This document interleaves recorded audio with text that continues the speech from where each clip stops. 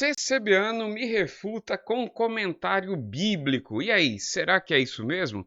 No vídeo de hoje eu vou gravar um react sobre um comentário feito de um CCBano em um dos vídeos que eu gravei.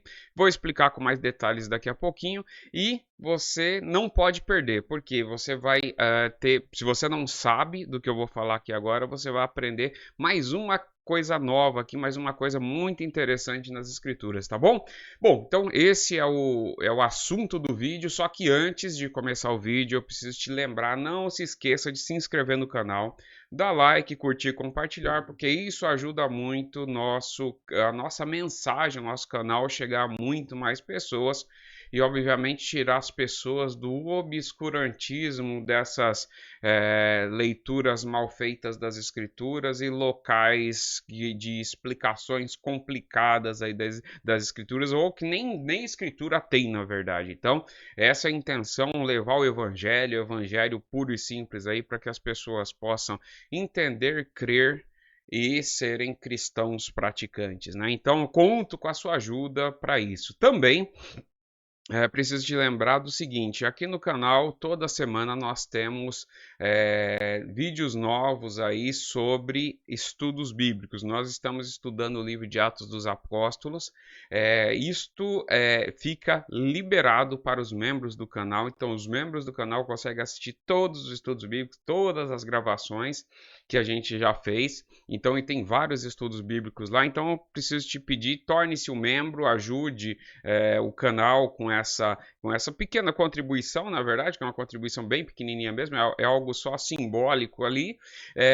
E para você que se não tem condição tal, também não tem problema, porque o estudo, quando eu libero, eu deixo ele, quando eu coloco ele no YouTube, eu vou deixar ele liberado por algum tempo, aí um dia e tal, para que as pessoas possam assistir, mas os membros podem assistir, reassistir, assistir os antigos, ver todas as questões, tá bom? Então ajuda bastante aí, então a intenção é levar o evangelho para as pessoas, então eu conto com a sua colaboração. Bom, então vamos lá, eu vou colocar aqui na tela qual foi o comentário e vou explicar direitinho qual que foi o caso aqui. Deixa só eu colocar o comentário correto aqui, que é este daqui, tá vendo? O nome da pessoa chama Rogério Ramos. Então eu gravei um vídeo há uns dias atrás aí, eu acho que foi domingo passado.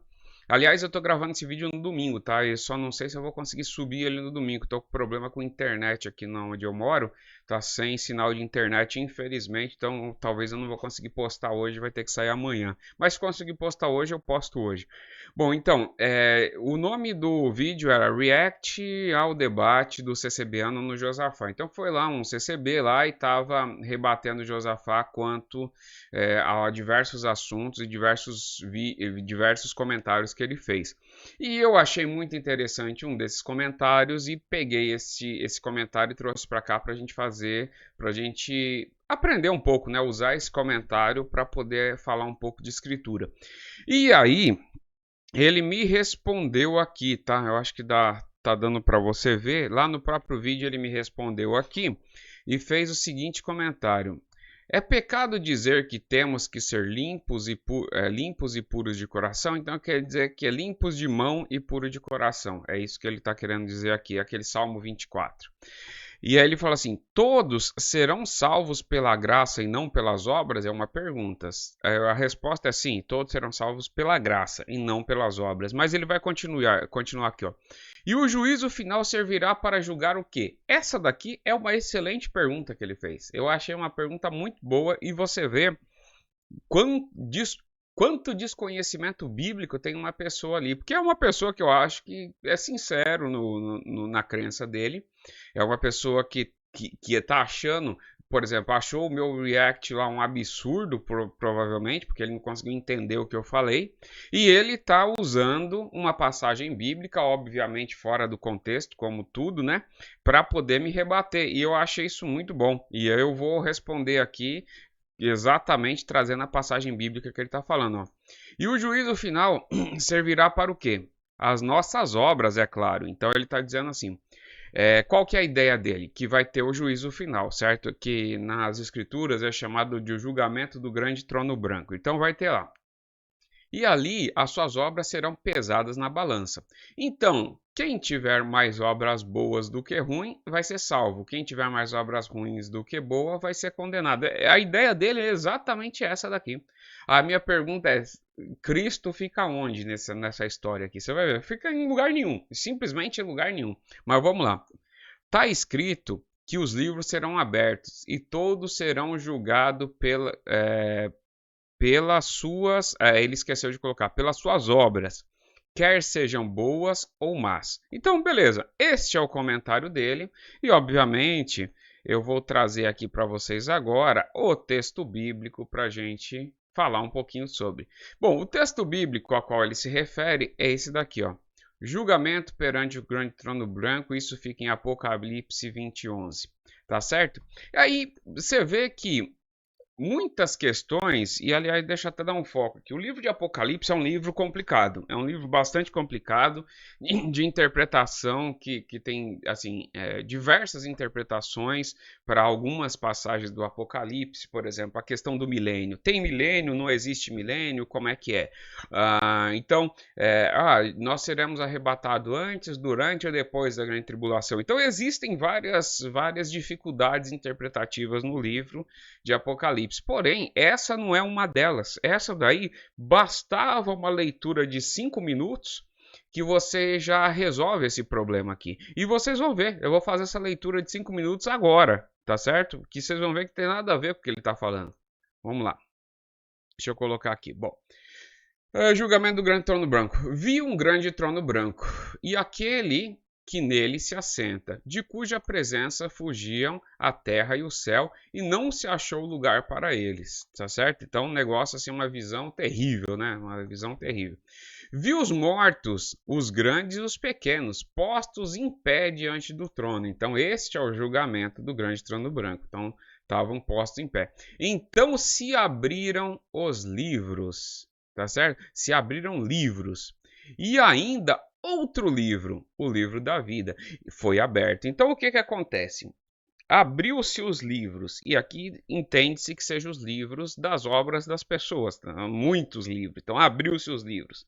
E abriu-se outro livro. Este outro livro, você vê que uma coisa não tem interligação com a outra. É um livro aberto separadamente.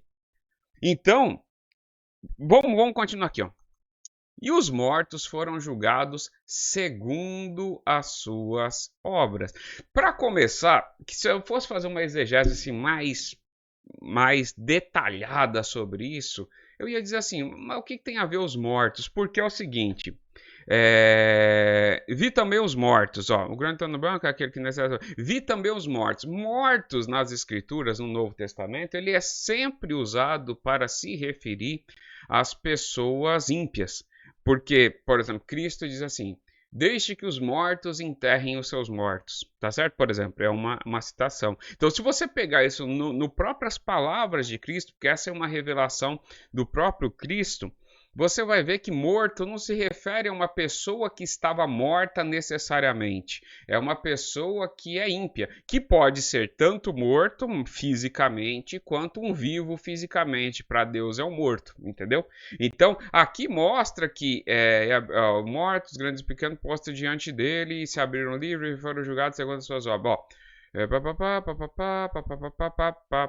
eu acho que não tá aqui, eu acho que não é nessa parte aqui não, mas beleza. Então, deixa eu ver, aqui.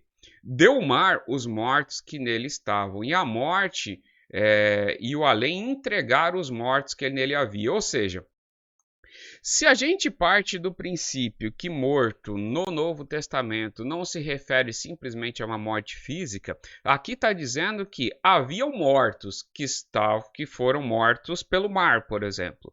Então, eles eram...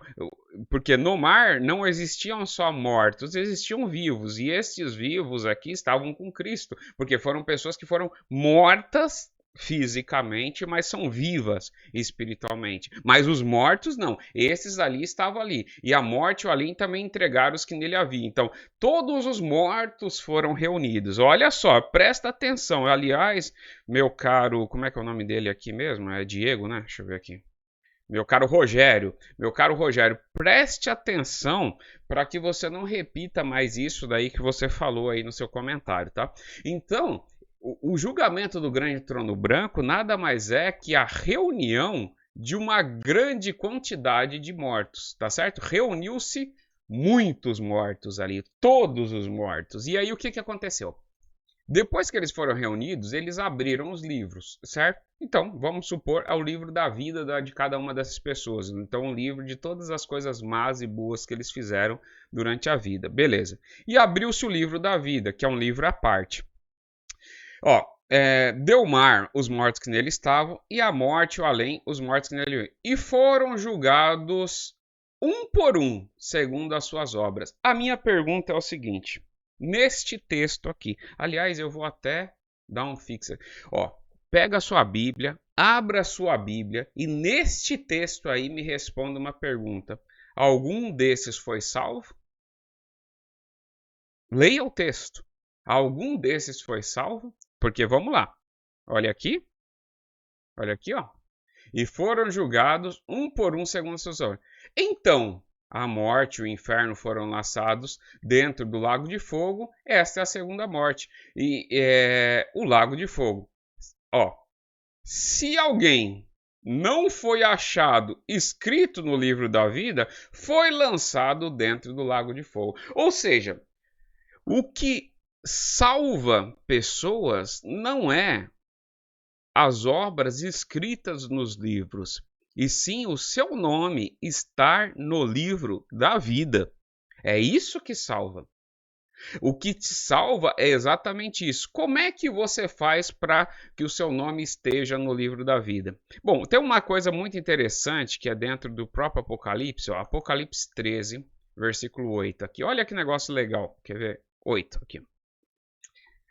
Aqui, se vocês depois pegarem, vocês vão ver que aqui está tratando sobre a primeira besta lá e as pessoas que adoraram a besta. É isso que está dizendo aqui. Ó. Foi-lhe dado também que pelejasse contra os santos e vencesse. Deu-lhes ainda segunda autoridade sobre toda tribo, povo, língua e nação. Ó. E adorá-la-ão todos os que habitam na terra. Falando da besta. Aqueles cujos nomes não foram escritos no livro da vida do Cordeiro, que foi morto desde a fundação do mundo. Ou seja, o Cordeiro tem um livro, e neste livro o nome de todos os salvos estão lá. Todos os salvos estão lá, tá certo? Não tem nenhum salvo que não esteja ali, o nome. E, obviamente, quem tem o seu nome escrito no livro da vida, por conta disso, ele não adorará a besta. Então não existe a possibilidade de uma pessoa com nome no livro da vida adorar a besta. Não existe. Justamente pelo fato do nome dele estar no livro da vida, porque aí a gente vai ter que entrar em toda a questão soteriológica, como que Deus salva as pessoas. Então quando você estava morto em seus delitos e pecados, Efésios 2, Deus, ele te dá a vida e te dá um dom chamado fé, que você crê. Quando você crê, você é nova criatura, você nasce novamente, entendeu? E a partir do momento que você nasce novamente, você é selado pelo Espírito Santo, como diz em várias escrituras aí, depois a gente pode pegar ponto a ponto. Uma vez que você é selado com o Espírito Santo, é o Espírito Santo que opera em vós, tanto querer quanto efetuar. Então o Espírito Santo trabalha em nós para o quê? Para a produção das boas obras. Nós não somos salvos por boas obras, nós somos salvos por graça, a gente sem merecimento nenhum. Então sim, aquela pergunta que você fez aqui, ó, aquela pergunta que você fez aqui, deixa só eu colocar aqui, ó. Aquela pergunta que você fez aqui, ó. Todos serão salvos pela graça e não por obras? Sim, todos serão salvos pela graça. Todos os salvos serão salvos pela graça e não por obras, entendeu? E não por obra. A obra nada mais é que uma demonstração da sua salvação, porque uma vez que a pessoa foi salva, ela produzirá boas obras, mas ela produz boas obras porque ela é boazinha, é esforçada? Não, é porque o Espírito Santo produz em nós o querer e o efetuar. Obviamente que nós nos esforçamos no seguinte aspecto, na luta contra os nossos desejos carnais, nós nos esforçamos, mas esse esforço ele só alcança êxito porque o Espírito Santo que opera em nós, tanto querer quanto efetuar. Se o Espírito Santo não operasse em nós, nós nunca teríamos êxito. Então é essa que é a ideia. Por isso que eu digo, meu caro Rogério, que quando você fala esse tipo de coisa, demonstra claramente que você, primeiro, não sabe o que é graça, certo? Não tem ideia do que significa graça. Você não tem ideia do que significa Cristo e não tem ideia do que Cristo fez por você na cruz, por todos nós na cruz, entendeu? Você não tem ideia, porque se você não entende qual que foi o sacrifício, você não tem como ser salvo, porque você não entende o sacrifício de Cristo, você não sabe, você acha que você vai ser julgado segundo as suas obras, que você vai estar perante o grande trono branco, lá de pé, diante do Cordeiro, possivelmente, é o que você acredita, e quando abrir lá os livros vai dizer, rapaz, o Rogério aqui, ó, quantas vezes ele usou short na vida? Olha aqui, quando ele era pequenininho ele usou short ali, só que, peraí, mas foi a mãe dele que colocou short nele, então ele não é culpa do Rogério. Pô, rapaz, aqui, ó, ele dormiu de calça aqui, ó, vixe, teve um dia que ele foi na praia e entrou de calça de tactel, rapaz, boas obras, viu? Tá salvo, meu caro Rogério. Então você é salvo pelos seus méritos, né? Então seja bem-vindo, entre aqui, ó, entre para o reino do seu Senhor aqui de pé e marchando, porque você não usou short a sua vida toda. Rapaz, isso é bobagem, entendeu? Isso é bobagem. Isso daí tá longe do que diz qualquer coisa nas escrituras. Você é salvo, se for salvo, obviamente, você é salvo por graça. Por quê?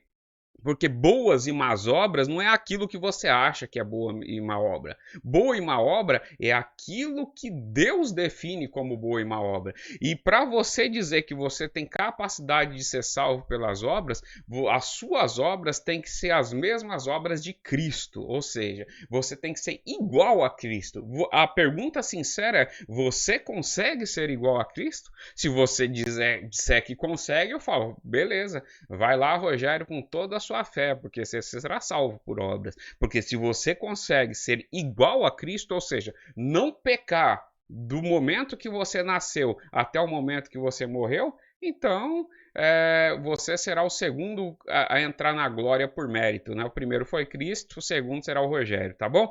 Então eu queria trazer isso daqui para mostrar que esse desconhecimento bíblico brutal causa esse tipo de coisa, entendeu? Eu não queria ser mal educado na resposta desse comentário. A ideia aqui é ensinar. Tá certo? Espero que você tenha entendido, tá bom? Aguardo seus comentários aí. Curtam e compartilhem o vídeo, enviem esse vídeo para mais pessoas e participem, sejam membro do canal e participem dos nossos estudos bíblicos também, porque isso daqui é para crescimento nosso, tá certo? Porque isso daqui é importante, para que a gente cresça no conhecimento e em graça, porque é muito importante, tá bom? Agradeço a todos, nos vemos no próximo vídeo, até mais, tchau, tchau.